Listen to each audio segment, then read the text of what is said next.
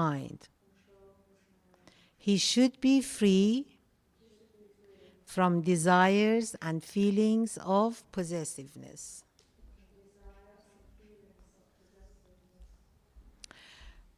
Thank you. Purport. Krishna is realized in different degrees as Brahman, Paramatma, and the Supreme Personality of Godhead. Krishna consciousness means concisely to be always engaged in the transcendental loving service of the Lord. But those who are attached to the impersonal Brahman or the localized Supersoul are also partially Krishna conscious, because impersonal Brahman is the spiritual ray of Krishna, and Supersoul is the all-pervading partial expansion of Krishna. Thus, the impersonalist and the meditator are also indirectly Krishna conscious. A directly Krishna conscious person is the topmost transcendentalist, because such a devotee knows what is meant by Brahman and Paramatma. His knowledge of the absolute truth is perfect, whereas the impersonalist and the meditative yogi are imperfectly Krishna conscious. Nevertheless, all of these are instructed herewith to be constantly engaged in their particular pursuits, so that they may come to the highest perfection sooner or later. The first business of a transcendentalist is to keep the mind always on Krishna. One should always think of Krishna and not forget him even for a moment. Concentration of the mind on the Supreme is called samadhi or trance. In order to concentrate the mind, one should always remain in seclusion and avoid disturbance by external objects. He should be very careful to accept favorable and reject unfavorable conditions that affect his realization. And in perfect determination, he should not hanker after unnecessary material things that entangle him by feelings of possessiveness. All these perfections and precautions are perfectly executed when one is directly in Krishna consciousness, because direct Krishna consciousness means self-abnegation, wherein there is very little chance for material possessiveness. Srila Rupa Goswami characterizes Krishna consciousness in this way. Anasaktasya vishayan yataram upayun jataha nirbandha Krishna sambandhe yuktam viragyam uchyate prapanchikataya buddhya hari sambandhi vastunaha mumukshubi parit yago vairagyam falgu katyate. When one is not attached to anything but at the same time accepts everything in relation to Krishna, one is rightly situated above possessiveness.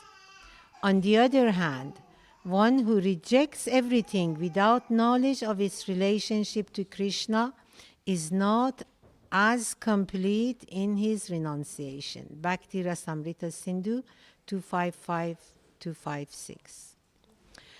A Krishna conscious person well knows that everything belongs to Krishna, and thus he is always free from feelings of personal possessions. As such, he has no hankering for anything on his own personal account. He knows how to accept things in favor of Krishna consciousness and how to reject things unfavorable to Krishna consciousness. He is always aloof from material things because he is always transcendental, and he is always alone, having nothing to do with persons not in Krishna consciousness. Therefore, a person in Krishna consciousness is the perfect yogi. Om Ajnana Timirandasya Gnananjana Shalakaya Chakshurun Militam Yena Tasmai Shri Guruve Namaha. Shri Chaitanya Manobhistam Stapitam Yena Bhutale Swayam Rupa Kadamayam Dadati Svapadantikam Vandeham Shri Guru Shri Yuta Padakamalam Shri Gurun Vaishnavamscha Shri Rupam Sakrajatam Sahagana Raghunathanvitam Tam Sajivam Sadvaitam Savadutam Parijana Sahitam Krishna Chaitanya Devam Shri Radha Krishna Padan Sahagana Lalita Shri Visakhanvitamscha.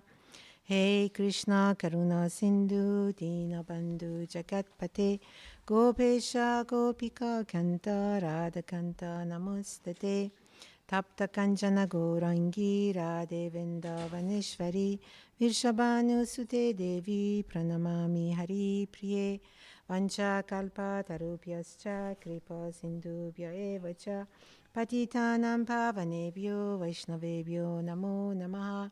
Shri Krishna Chaitanya Prabhu Nityananda Shri Advaita Gadadhara Shri Vasadi Gaura Bhakta Vrinda. Hare Krishna Krishna Krishna Hare Hare Hare Rama Rama Rama Hare Hare. Tonight we're doing text 9 and text 10 together because there's no purport for text 9. However, this text, I found a few other texts very similar to text 9. So I would like to read them. So I read text 9 again. A person is considered still further advanced when he regards honest well-wishers, affectionate benefactors, the neutral mediator, the envious friends and enemies, the pious and the sinners, all with an equal mind. Before reading the other text, I just read, Prabhupada gave a lecture on this text, and just after the text was read, he said, yes, this is the sign of advancement. Because here in this material world, the calculation of friend and enemy is in relation with this body or sense gratification.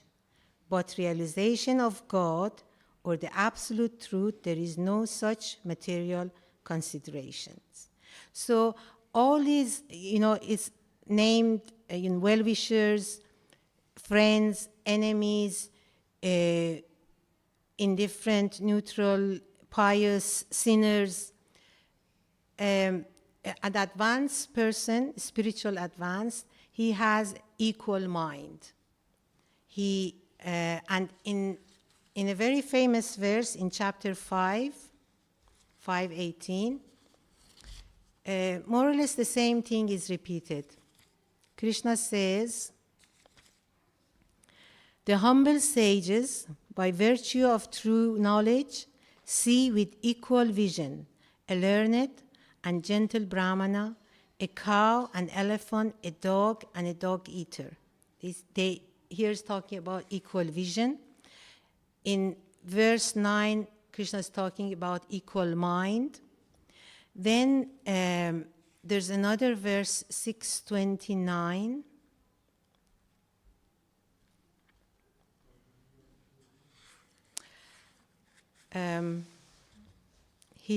Krishna says, a true yogi observes me in all beings and also sees every being in me. Indeed, the self-realized person sees me, the same Supreme Lord, everywhere. So, starting by seeing everybody as a spirit soul, and then coming to seeing the supreme soul in everyone. So this gives us equal vision, equal mind. And then this is what Prabhupada calls the Bhagavad Gita calls is the stage of Brahma Bhuta. In 1854, he says, one who is thus transcendentally situated at once realizes the supreme Brahman and becomes fully joyful. He never laments or desires to have anything. He is equally disposed towards every living entity. Again, equal disposition. In that state, he attains pure devotional service. So that Brahma Bhuta stage is the beginning of devotional service. And this chapter is called Dhyana Yoga. Is the focus, what is Krishna is trying to teach us is to control the mind. And all the transcendentalists, whether they are on the stage of Brahman realization or Paramatma realization, if they do their practice properly, if their focus is on Brahman or on Paramatma, they have to reach this stage. But for a Bhagavan realization, for Bhakti Yogi, Prabhupada talk in the purport of text 10, he is talking about the other practices. They are also Krishna conscious, but indirectly.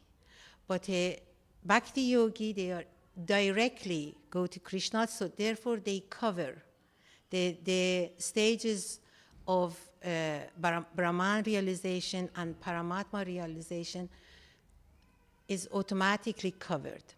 It still doesn't mean that, especially me, someone like me, practicing Bhakti Yoga, but, I haven't even, reached slightly the stages. I know by knowledge, like Prabhupada said in the purport, a Bhakti Yogi, by knowledge, he knows that Brahman, Paramatma, and Bhagavan, they're all Krishna. No difference. In the purport, Prabhupada explains, Brahman is the rays and effulgence of the Supreme. Paramatma is the super soul in our heart, and Bhagavan is the Supreme Personality. By knowledge, we know it's all the same. So therefore, by focusing on Krishna as the Supreme Person, then in the due course of time, Radha Gokulananda ki jaya, Sitaram Lakshmana Hanuman ki jaya, Gauranitai ki jaya. So, but the advice, at the end of each chapter, Prabhupada is advising Bhakti Yoga, go directly to Krishna, right? Because it's, Prabhupada explains in the purport, he says, a directly Krishna conscious person is the topmost transcendentalist because such a devotee knows what is meant by Brahman and Paramatma. His knowledge of the absolute truth is perfect, whereas the impersonalist and the meditative yogi are imperfectly Krishna conscious.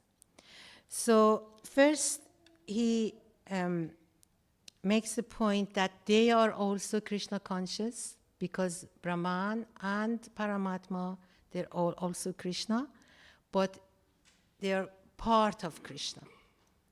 Do you know about Brahman? Yes, and Paramatma. So they are.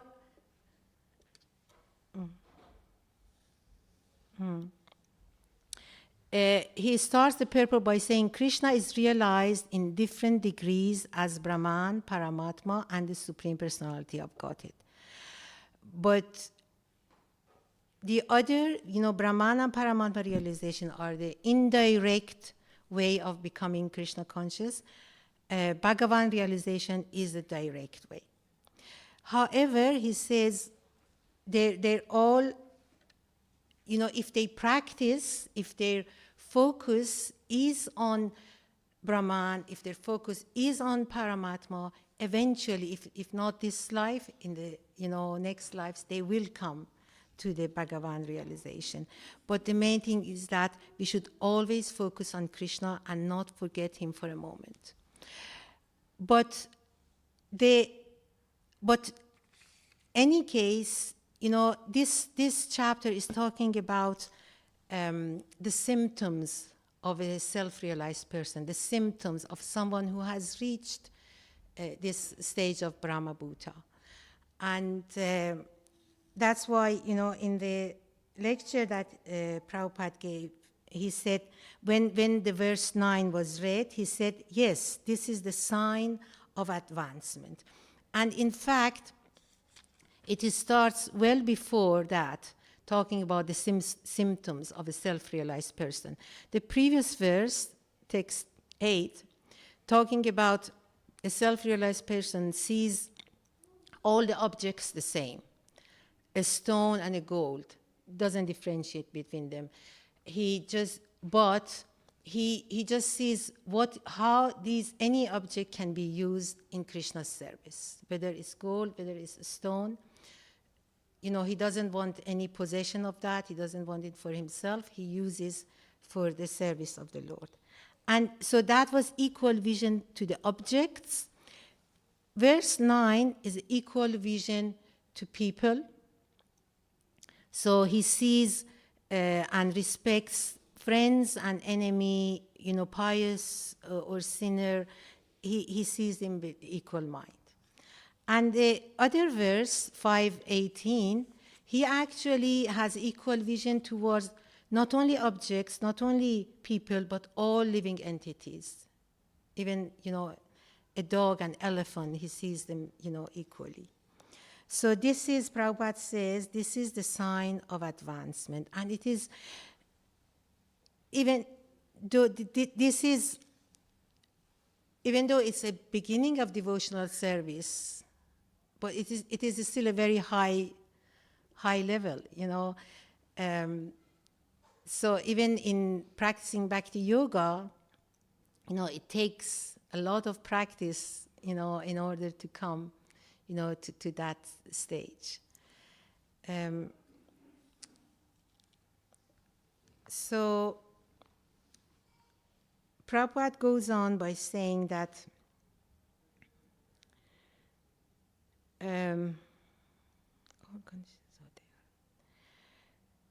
he gives actually a very good example about this person who has this equal mind, equal vision.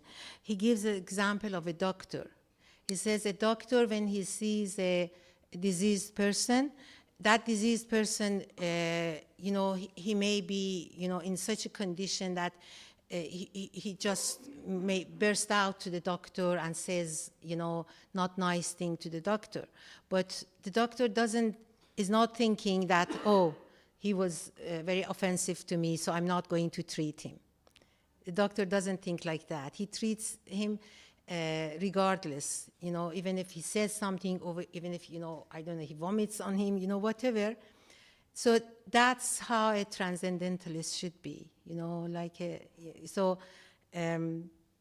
don't know, we could say, a very good, proper practicing doctor, might has reached this level of realization, at least in his practice. So, Prabhupada gives this very nice example. And then he gives the example of Lord Jesus. He says that, the very famous say about Jesus Christ, you hate the sin, not the sinner. Prabhupada mentions that. he says this is very nice because sinner is illusioned. He's mad. If you hate him, then how you can deliver him? Therefore, those who are devotees, those who are really servant of God, they have no hate for anyone. Just like Lord Jesus Christ. When he was being crucified, he was requesting God, my Lord, please excuse them. They do not know what they are doing. This is the position of the devotee. And then Prabhupada goes on saying that, well, this is actually the purpose of Krishna Consciousness movement. You all have heard, he says that these temples are hospitals. You know, we are all sick in one way or the other. So anybody coming here, we welcome them, we try to help them regardless of any material situation they are, whether rich or poor, sick, or they might have some mental illness, or they might be from some background which has nothing to do with Krishna consciousness, whether by religion, whether by any ways. But, you know, Prabhupada emphasizes that the purpose of Krishna consciousness is to help everybody.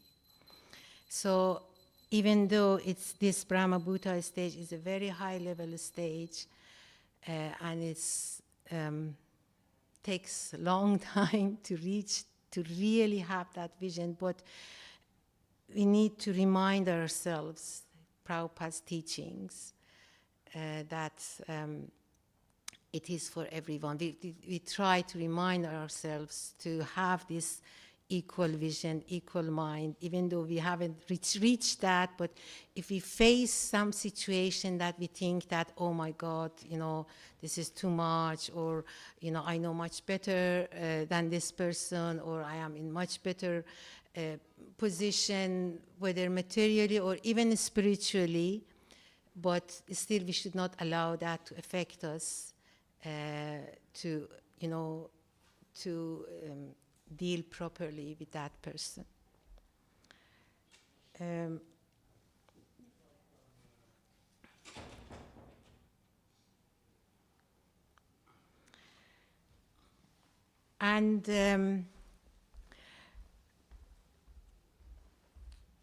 So there are other conditions that in this verse mentions that it should help us.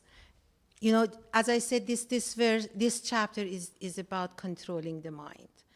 And even though it is very much emphasized on the practice of, you know, this eightfolded practice yoga, you know, and especially this chapter, Dhyana Yoga, you know, is the main focus is controlling the mind, and it gives many different difficult ways to controlling the mind. But, and we don't practice Dhyana Yoga, but still controlling the mind is part of our practice, is very important. Controlling the mind and detachment from material desires is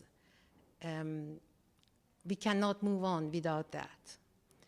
In this verse it says, carefully, any transcendentalist, he says he should live alone in a secluded place, should always carefully control his mind, and should be free from desires and feelings of possessiveness.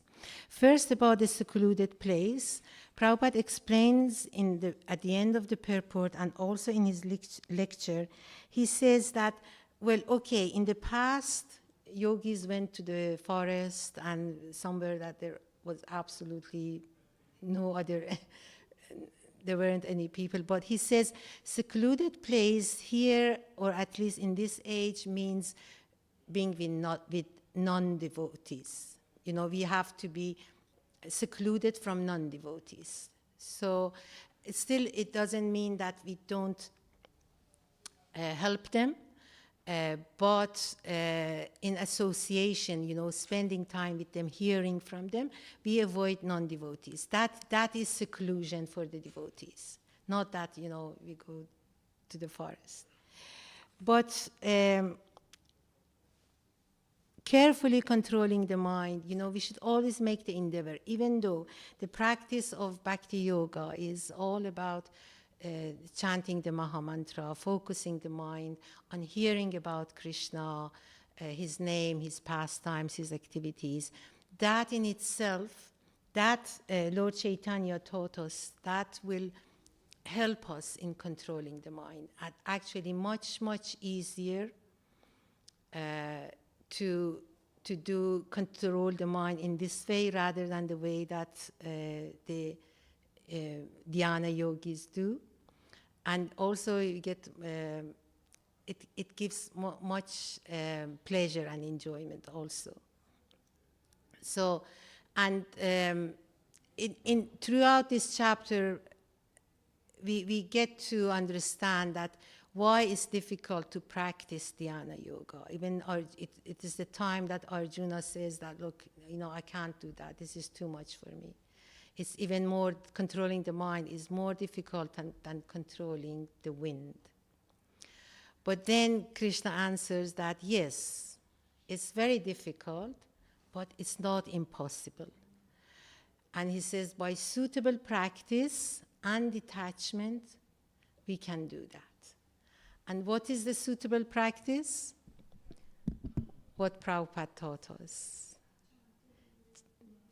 Yes, chanting. That's how, because why chanting is a suitable practice?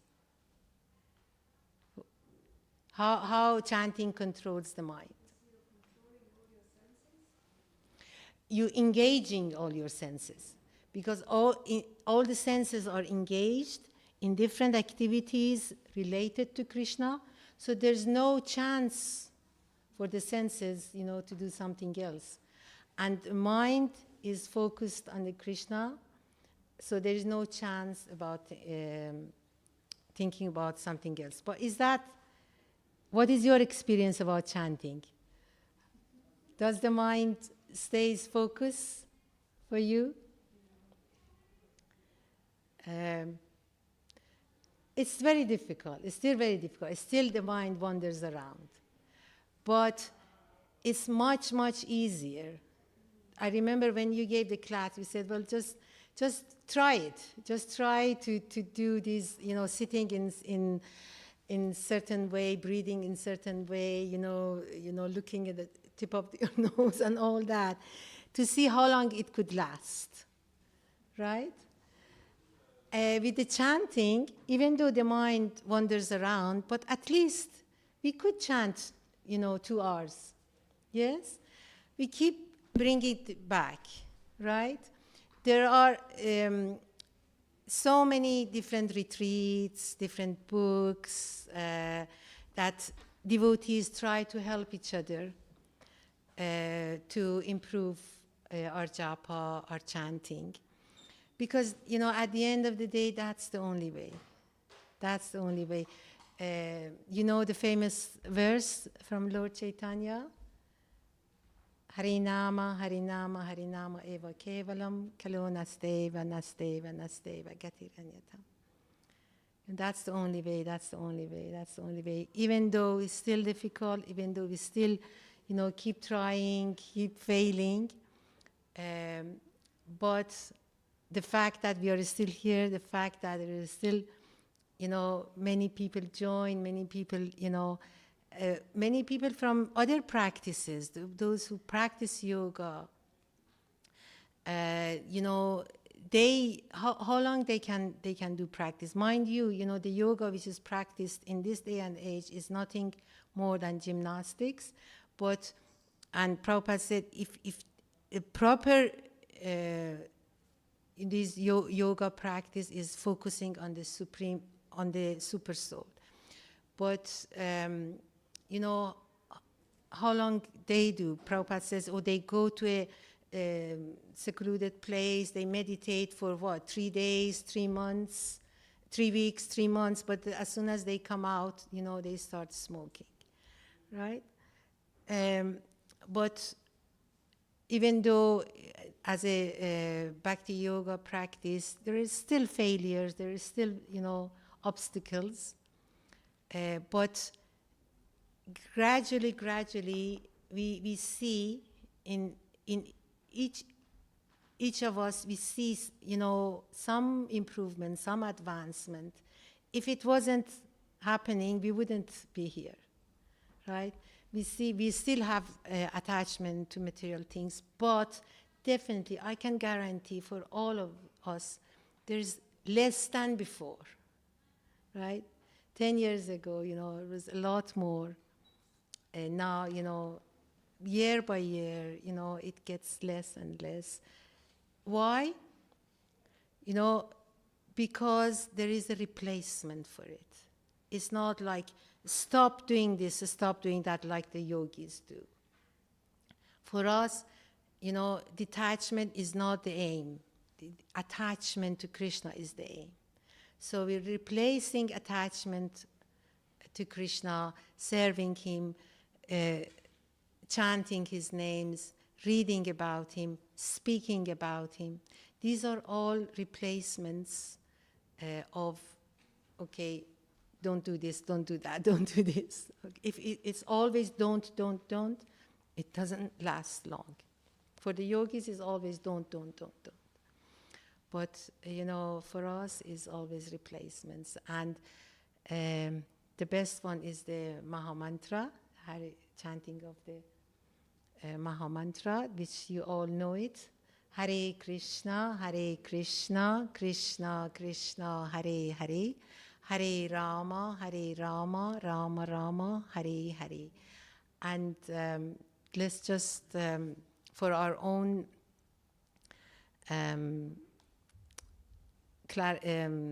confirmation, let's just go through it. What do you know? What does it mean? The Maha Mantra.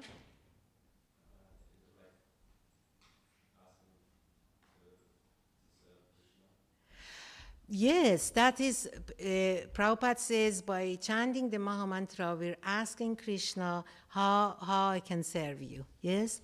But I always thought that how Prabhupada translated this Hare Krishna, Krishna Krishna, Hare Hare, Hare Rama, Rama Rama, Hare Hare.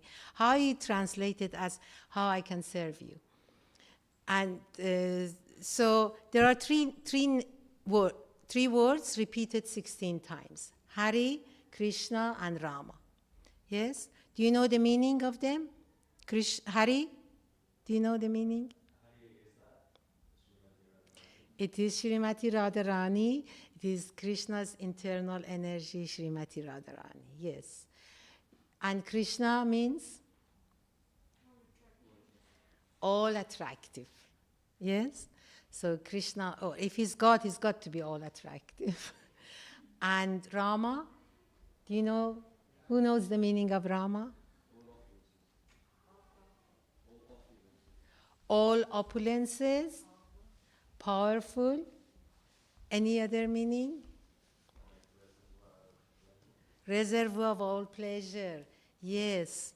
So it's something that gives, we're all looking for happiness and joy, right? And whatever we try, with whatever we do, we want to be happy.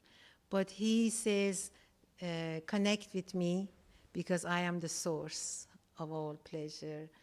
And other opulences, of course. So Hare, Krishna, and Rama. So we're calling him. So we're shouting his name. Hare, Krishna, Rama. And what happens when we call his name? He comes. He's there. Just like us, when somebody calls your name, what do? You say, hey, who was it? Who called me? Yes, here I am. And then we normally ask, yeah, what do you want? You called me. What do you want? So Krishna is there, is present. And he says, okay, what do you want? And normally 2 answers are given. If someone calls you, And then you go and say, oh, okay, yes, you call me, what do you want? Normally, they either want something from us, normally the case. Can I do this for me? Can I give me this? Like that. Or rarely they could say, what can I do for you? Yes? And even though Krishna is happy, we ask him something. He says, even if you want something, come to me. But imagine if your child calls your name and you go to your child, and instead of the child asks for something from you, imagine the child says, oh, mom, dad, what can I do for you? You don't need anything from the child. You don't want anything from the child. But the joy and happiness you feel when the child says, oh, what can I do for you? You think, oh, nothing, but thank you for asking. Yeah? So in this way, I understood that when we chant Maha Mantra, we're asking Krishna, how can I serve you? This is how it should be our mood. Still, as I said, he's okay if we're asking, if we want something from him. But if we chant in the mood that how I can serve you, then he will be really, really, really pleased. So, anything anybody wants to add? Please, yes. In the mantra, there's two sets of phrases. You've got Hare Krishna and Hare Rama, and you've got Hare Hare, Krishna Krishna, and Rama Rama. So you've got Radharani and Krishna together in Hare Krishna, and you've got Radha and Krishna in separation in Hare Hare and Krishna Krishna. And same for Rama and Sita as well. So you're actually experiencing union them together and separation as well as you chant. It's in the mantra.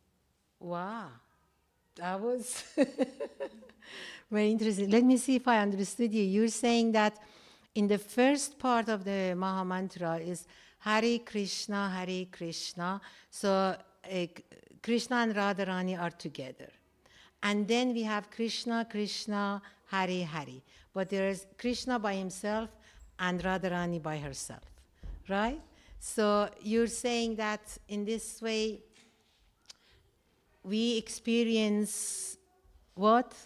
You could do it as all their pastimes. So when they're together and when they're apart. Oh, wow.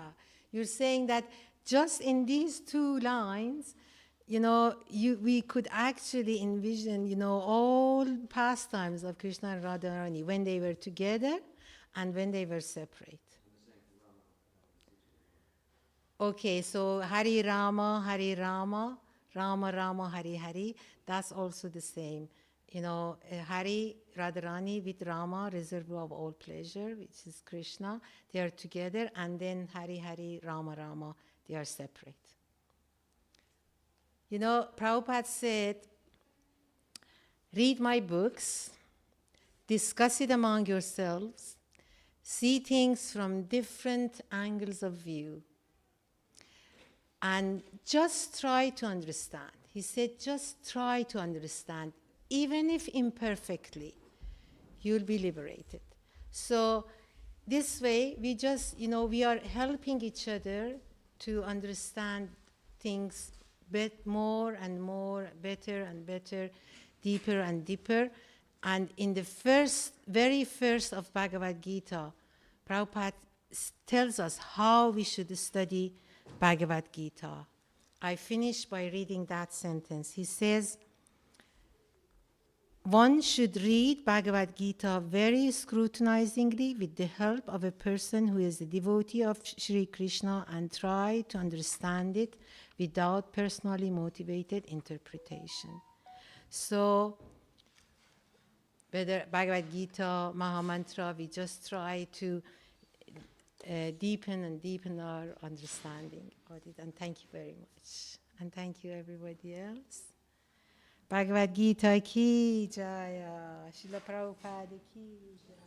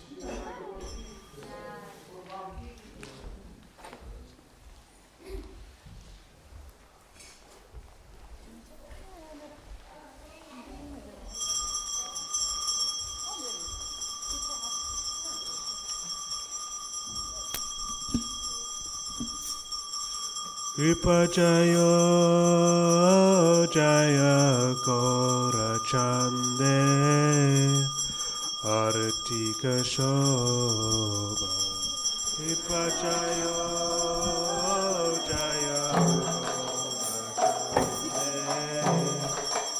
Artika Shobha Kripajayo Jaya Gaurachande Aratika Shobha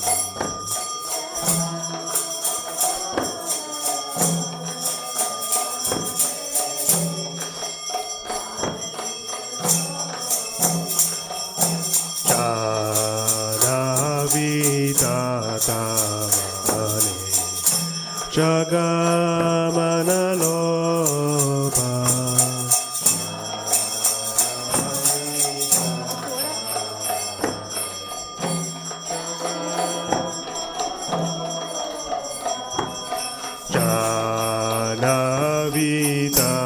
Jadavidatavane Jagamanalobha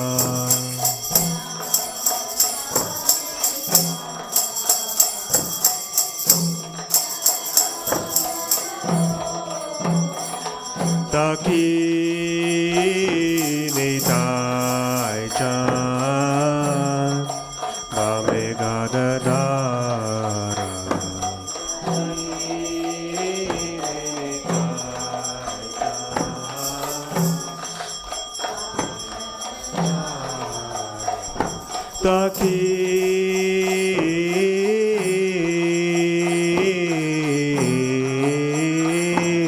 Dakinitai Chan Bamegadadara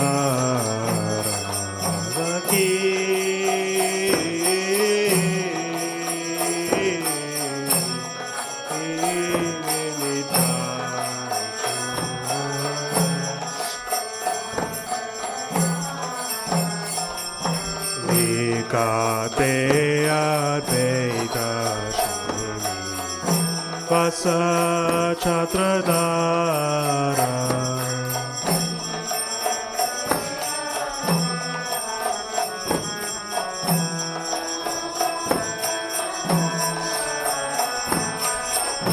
Nikate Advaita Shimi Vasa Chatradara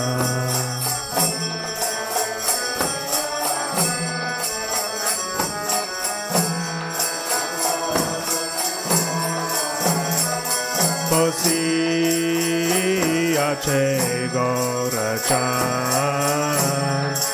Ragna Simhasane Ache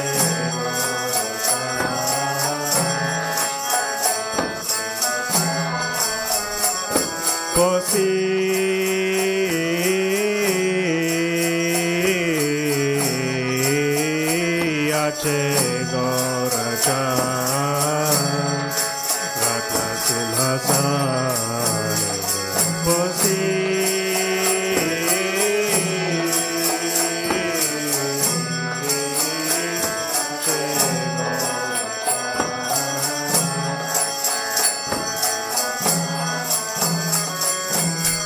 Arati Korena Brahma Adi Devaka